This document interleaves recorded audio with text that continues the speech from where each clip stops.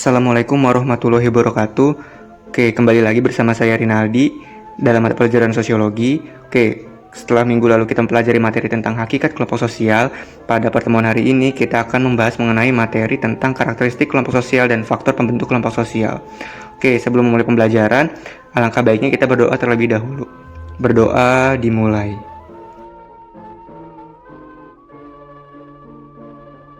Oke, berdoa selesai. Oke, sebelumnya, bagaimana nih kabar kalian? Semoga kalian dalam kondisi sehat walafiat dan tetap semangat meskipun dalam pembelajaran jarak jauh. Oke, langsung saja kita masuk ke materi ke-1.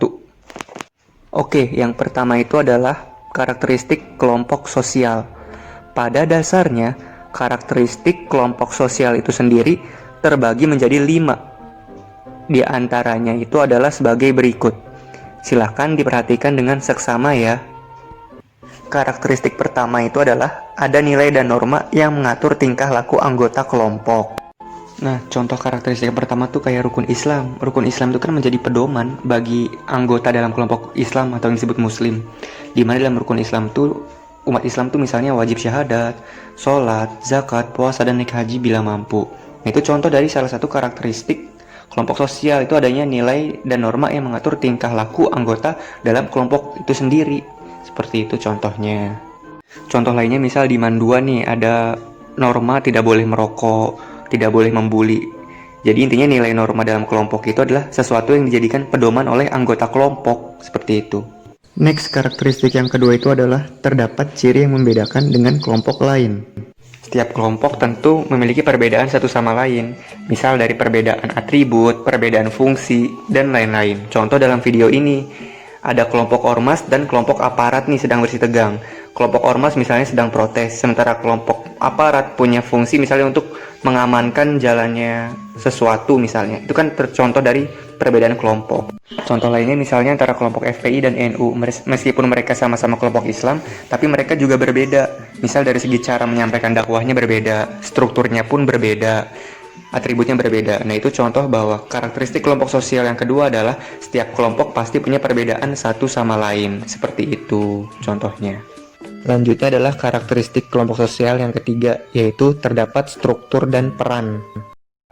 Jadi tiap kelompok sosial itu pasti ada struktur dan pasti setiap anggota punya perannya masing-masing. Kayak kelompok OSIS lah.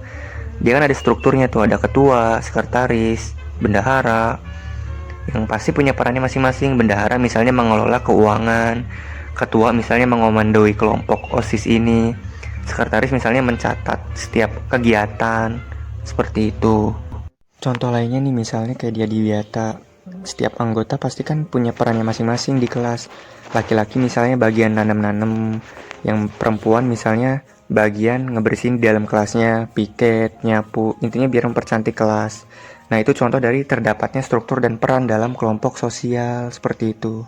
Karakteristik keempat adalah adanya pergerakan dinamik dalam kelompok. Maksudnya adalah setiap kelompok itu kan pasti selalu bergerak dia, selalu berubah. Dari yang awalnya asing menjadi familiar, dari yang awalnya sedikit jadi banyak. Contoh kayak Islam. Kelompok Islam kan dulunya misalnya hanya ada di Arab misalnya, disebarkan di Mekah dan Madinah oleh Rasulullah SAW. Namun semakin lama, semakin berkembang, semakin dinamik juga Islam. Akhirnya Islam tidak hanya ada di tanah Arab, tapi akhirnya tersebar di dunia. Terus juga misalnya Islam kayak di video ini nih, Islam ternyata penyebarannya juga dinamik.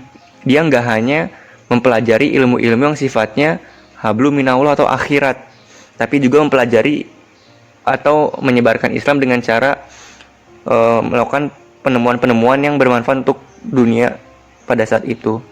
Penemuan Al-Jabar oleh Al-Khwarizmi, penemuan sayap misalnya oleh Abbas Ibnu Firnas. Nah, itu yang dimaksud adalah setiap kelompok itu pasti memiliki pergerakan dinamik. Karena kelompok itu kan pasti akan menyesuaikan dengan kondisi zamannya, maka akan selalu berubah dia. Itu yang disebut bahwa kelompok sosial, karakteristiknya itu adalah pasti memiliki pergerakan yang sifatnya itu dinamik, selalu bergerak sesuai dengan masanya. Seperti itu.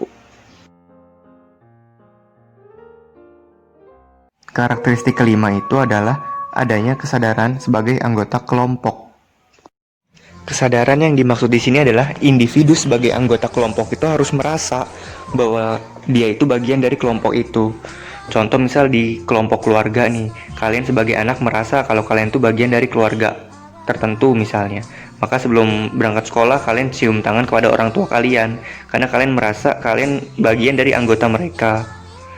Selain merasa bahwa bagian dari anggota kelompok itu, orang lain pun juga harus merasa kalau kalian itu bagian dari mereka.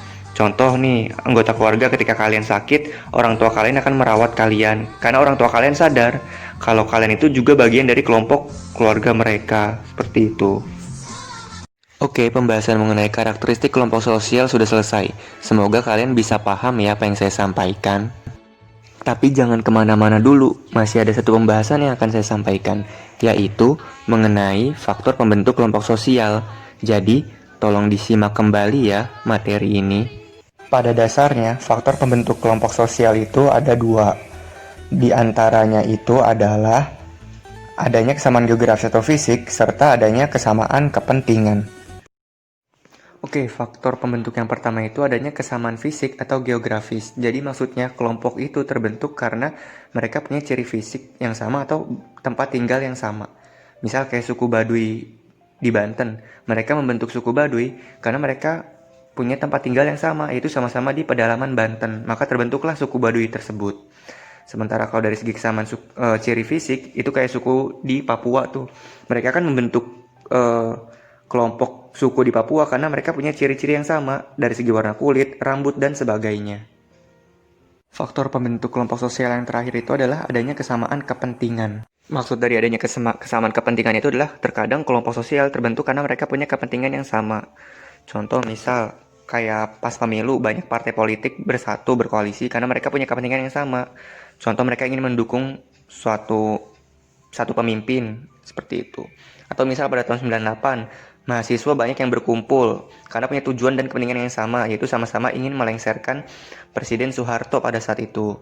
Atau yang paling terbaru lah ketika pada aksi 212 tahun 2017 lalu. Maaf 2016.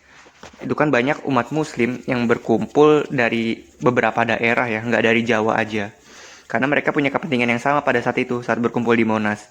Mereka sama-sama punya kepentingan misalnya untuk mengadili Gubernur Jakarta saat itu, Basuki Cahayapurnama, yang dianggap menistakan agama Islam.